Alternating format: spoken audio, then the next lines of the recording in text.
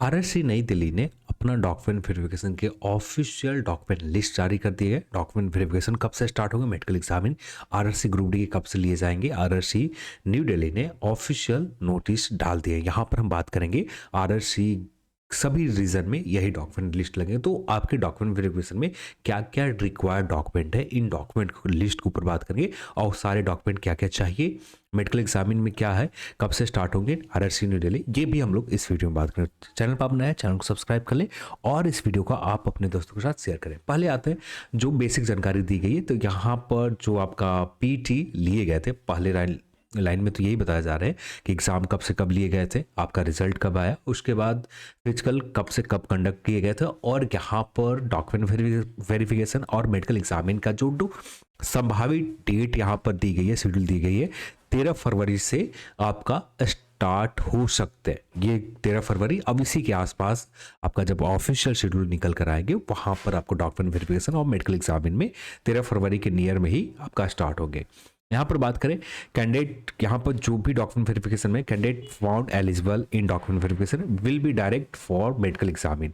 जो लोग document verification में एलिजिबल होंगे उनको उसी समय आपको मेडिकल एग्जामिन के लिए नॉमिनेट किया जाएगा रेलवे हॉस्पिटल में। Candidate are advise come prepare stay, कम से कम 3 से 4 दिन के वेन्यू में आपको जाकर वहाँ पर रहने होंगे, स्टे करने होंगे। पहले तो आपका डॉक्यूमेंट वेरिफिकेशन लिए जाएंगे, उसके बाद आपको नॉमिनेट किए जाएंगे रेलवे हॉस्पिटल में, वहाँ पर मेडिकल एग्जामिन किए जाएंगे, देन आपका आगे की ओर लिए जाएंगे। फिर यहाँ पर no request to change venue medical examination, तो यहाँ पर किसी भी तरह का आप चाहते हैं तो मेडिकल एग्जामिन के लिए जो समय शेड्यूल है, जो आपका समय फिक्स किया जाता है उसी समय में आपका मेडिकल एग्जामिन लिए जाएंगे। यहाँ पर किसी भी तरह का आपका समय चेंज नहीं किए जाएंगे, तो यहाँ पर इस चीज़ को लेकर आपको ख्याल रखनी है।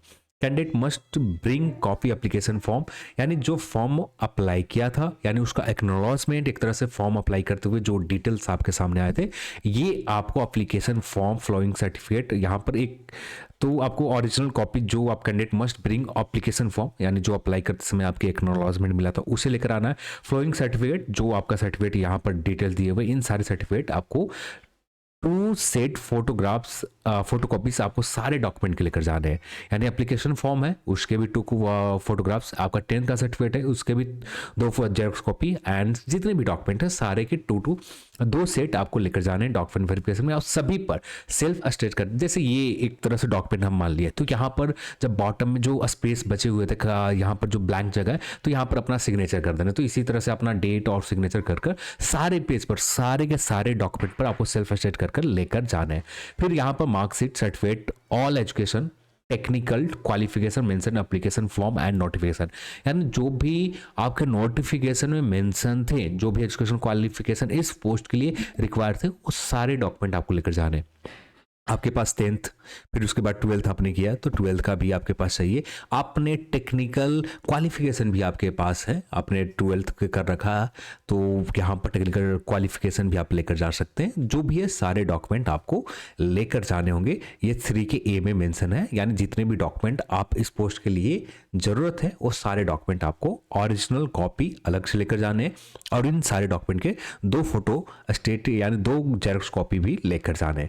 फिर gazetted notification and any legal document in case format change and name mention in notification, यानी कुछ भी आप चेंज करना चाहते हैं तो यहाँ पर एक गेजेटेड नोटिफिकेशन आपको लेकर जाने होंगे, या legal document in case formal कुछ चेंज करना चाहते हैं तो एक गेजेटेड नोटिफिकेशन लेकर आपको जाने होंगे, या आपको सिविल कोर्ट से एक एफिडेविट भी बनाने होंगे। तो जो भी आप कर ले, तो सिविल कोर्ट से एफिडेविट भी बना ले तो वही माइनर जो वैल्यू आपका गेजेटेड नोटिफिकेशन आप रखेंगे तो सेम वैल्यू आपको यहाँ पर भी रहेंगे, तो दोनों चीज़ आप लेकर जा सकते हैं। एनसीवीटी, एससीवीटी से सर्टिफिकेट आपके पास है, ईयर सेमेस्टर वाइज आपको जो भी है, ईयर और सेमेस्टर वाइज जो भी है रिजल्ट यहाँ पर मार्कशीट लेकर जाने। सीसीए के कैंडिडेट, वैसे कैंडिडेट जो सीसीए कैंडिडेट आते हैं। फिर यहाँ पर 3D में लिखा हुआ है certificate proof of date of birth, यानी आपका जो डेट ऑफ बर्थ है इसे प्रूफ करने के लिए आपको सर्टिफिकेट लेकर जाने होंगे, और जो होगा आपका 10वीं का सर्टिफिकेट हो सकता है, या आपके डेट ऑफ बर्थ सर्टिफिकेट आपके बन रखे होंगे आपके स्टेट में, तो वहाँ पर वो सर्टिफिकेट भी आप ले जा सकते हैं। तो ज़्यादातर जो 10वीं के सर्टिफिकेट है वो आपको कंसीडर यहाँ पर किए जाएंगे। Birth certificate will not consider as a valid document.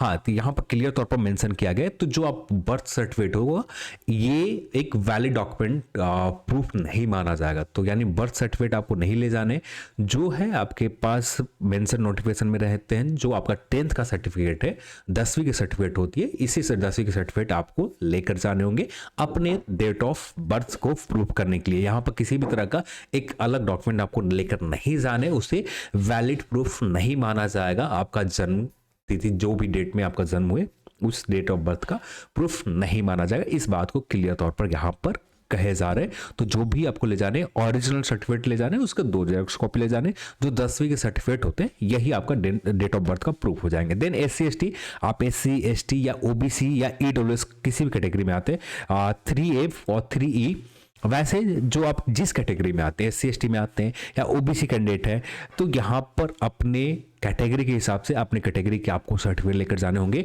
और वैसे कैंडिडेट जो EWS से आते हैं, तो यहाँ पर EWS के भी सर्टिफिकेट आपको लेकर जाने होंगे। यहाँ पर कोई भी डेट स्पेसिफिक मेंशन नहीं है EWS के लिए।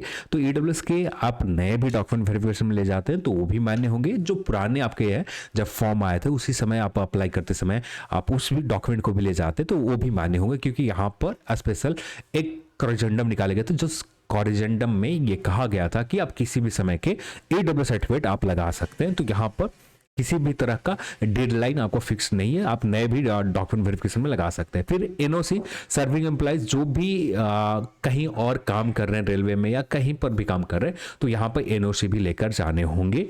और फिर सेल्फ डिक्लेरेशन आपको फॉर्म नंबर 7 में लिखा हुआ, जो फॉर्म नंबर 7 देखें तो ये रहा आपका फॉर्म नंबर 1 है। इसी तरह से आपको फॉर्म नंबर 7 नीचे की ओर रहेंगे, 3rd A, यानी एक बार आप चेक कर लीजिएगा क्या क्या डॉक्यूमेंट में जो फॉर्म भरने के लिए कहा जा रहा है। फॉर्म नंबर 7 तो इसी फॉर डिक्लेरेशन सबमिट बाय एक सर्विसमैन कैंडिडेट के लिए है, तो ये फॉर्म फिल करके लेकर जाने होंगे। तो ये फॉर्म आप एक बार देख लें, और यहाँ पर क्लियर तौर पर आपको लिखा हुआ है सब जगह, और उन सारे डॉक्यूमेंट को प्रिपेयर कर ले जो भी आपके पास अब भी समय मिल रहा है। सारे जोन इसी तरह से डॉक्यूमेंट रिक्वायर होंगे, कोई अलग अलग जोन के अलग अलग कोई डॉक्यूमेंट आपको नहीं लिए जाएंगे, तो सारे जोन के कैंडिडेट ये वैलिड होंगे। तो यहाँ पर आप किसी भी तरीके से यहाँ पर ये नहीं सोचना कि आपको अलग डॉक्यूमेंट लेकर जाने होंगे, तो जो है आपको यही लेकर जाने होंगे। फिर वैसे कैंडिडेट जो डिसेबिलिटी सर्टिफिकेट, जो PWBD कैंडिडेट है, इनके भी सर्टिफिकेट होने चाहिए। आपके जो सर्टिफिकेट है आपको लेकर जाने होंगे। फिर फोटो आइडेंटिटी कार्ड मेंशन, आपका आधार कार्ड हो जाएंगे, जो भी ओरिजिनल ले जाने, और साथ में 2 जेरॉक्स कॉपी भी आपको लेकर जाने होंगे आधार कार्ड के। देन रिसिप्ट पेमेंट और मेड थ्रू, यदि आपने चालान के थ्रू या SBI ब्रांच के थ्रू आपने ऑफलाइन पेमेंट पे किया होगा, तो उस कंडीशन में आपको उस पेमेंट का स्लिप भी आपको लेकर जाने होंगे, या पोस्ट ऑफिस से पेमेंट पे किया होगा तो इसके भी स्लिप लिए जाने होंगे। यदि आपने ऑनलाइन पेमेंट पे किया होगा फॉर्म के अप्लाई का, तो यहाँ पर किसी भी तरह का स्लिप ले जाने की जरूरत नहीं है। पर यदि आपने ऑफलाइन पेमेंट पे किया होगा तो यहाँ पर रिसिप्ट लेकर जाने होंगे। यदि चालान के थ्रू या SBI ब्रांच के थ्रू या आप किसी भी पोस्ट ऑफिस के थ्रू आपने पेमेंट किया है, तो उस कंडीशन में आपको लेकर जाने होंगे। फिर इनकम सर्टिफिकेट, वैसे एग्जामिनेशन फी, यदि आप एग्जामिनेशन फी में छूट ले रखा है तो उस कंडीशन में आप इकोनॉमिकल बैकवर्ड क्लासेस के जो फॉर्म नंबर 3A में आता है, ये 3A के आपको बनवाने होंगे, और ये फॉर्मेट में आपको फॉर्म लेकर जाने होंगे। फिर आप माइनॉरिटी आते हैं तो यहाँ पर एक judicial stamp paper as per form number यहाँ पर लिखा हुआ है, तो आप एक बार 415 के नोटिफिकेशन 15 नोटिफिकेशन आप देख लीजिएगा कि ये नोटिफिकेशन नंबर आपको, ये फॉर्म नंबर आपको नीचे की ओर दिख जाएंगे, उसी फॉर्म को ले जाने। फिर self certification by transgender candidate, वो ट्रांसजेंडर कैंडिडेट है उनके लिए, तो यहाँ पर फिर जो वैसे कैंडिडेट जो JNK में आते हैं वहाँ के लिए आप सर्टिफिकेट, डोमिसाइल सर्टिफिकेट आपको लगाने होंगे। वैसे कैंडिडेट जो डाइवोर्स हैं, अलग रहते हैं, उनके लिए भी एक सर्टिफिकेट आपको जो एफिडेविट यहाँ पर लगाने होंगे।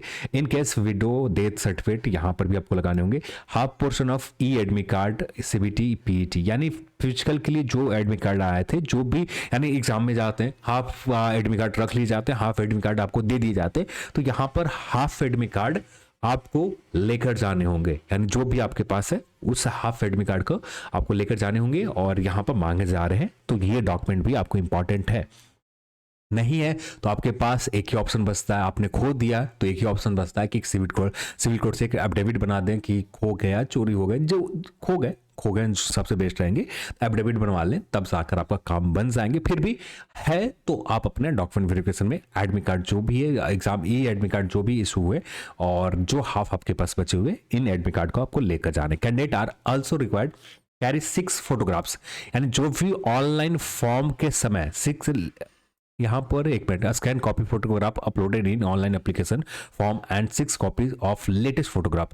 यहाँ पर 2 तरह के फोटोग्राफ्स आपको लेकर जाने हैं। पहले फोटोग्राफ्स आपको ये लेकर जाने जो ऑनलाइन एप्लीकेशन में आपने फॉर्म अप्लाई करते समय जो किया था, उसी फोटोग्राफ को आपको upload in online application, sorry एक बार पढ़ लेता हूं मैं।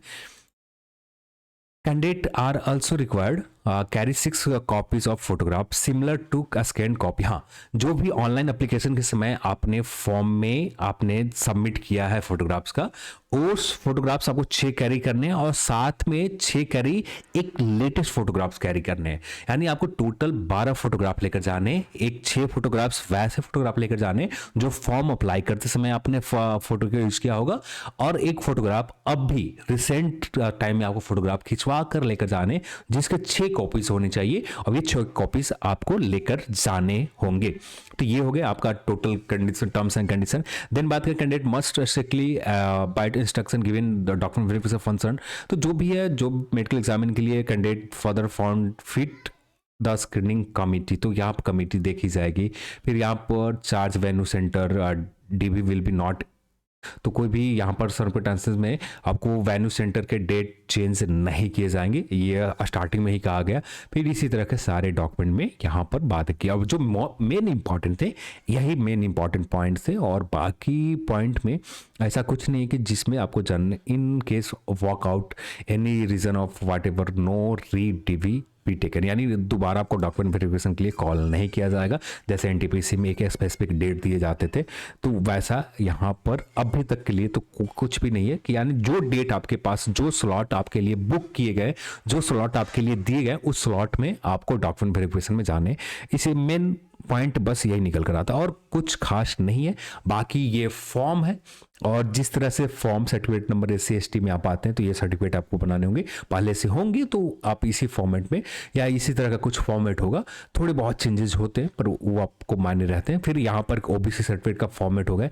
देन यहाँ पर डिक्लेरेशन हो गए, जो फॉर्म भरने के यहाँ पर मांगे गए, यहाँ पर भी आपको देने होंगे। देन यहाँ पर income asset certificate, EWS weaker section, जो EWS के लिए जो आपको इसी फॉर्मेट में कुछ बना होगा, जो पुराना आपके पास डॉक्यूमेंट है इसी फॉर्मेट में होंगे, जो है बन रखा उसी को आपको लेकर जाने हैं।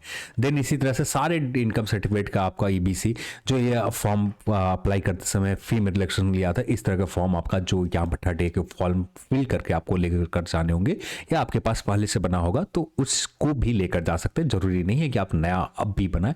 फिर ये भी डिक्लेरेशन है, परफॉर्मा है। वैसे जो एग्जामिनेशन फी में माइनॉरिटी कैंडिडेट आते हैं, जो डॉक्यूमेंट वेरिफिकेशन छूट लिया, डॉक्यूमेंट फॉर्म अप्लाई करते समय पेमेंट में छूट लिया था, इसको लेकर इसी तरह से name address medical authority issue certificate यहाँ पर है। देन यहाँ पर इसी जो फिजिकल PWBD कैंडिडेट है, इनके लिए इस तरह के इस फॉर्मेट में जो पहले से आपके पास होंगे तो कुछ इसी तरह से होंगे, थोड़े बहुत चेंजेस हमेशा होते हैं। तो यहाँ पर इसी तरह का सर्टिफिकेट लेकर जाने।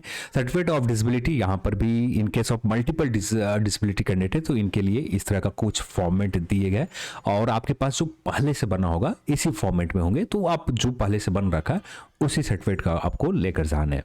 Name of address medical authority issue certificate, यहाँ पर वैसे कैंडिडेट जो 5 और 4 के, इन केस ऑफ दो सब मेंशन इन 5 और 4 में मेंशन है तो उनके लिए ये है, तो इसी तरह से आपको यहाँ पर भी करने होंगे। देन यहाँ पर letter of undertaking issue ascribe particular ascribe proposed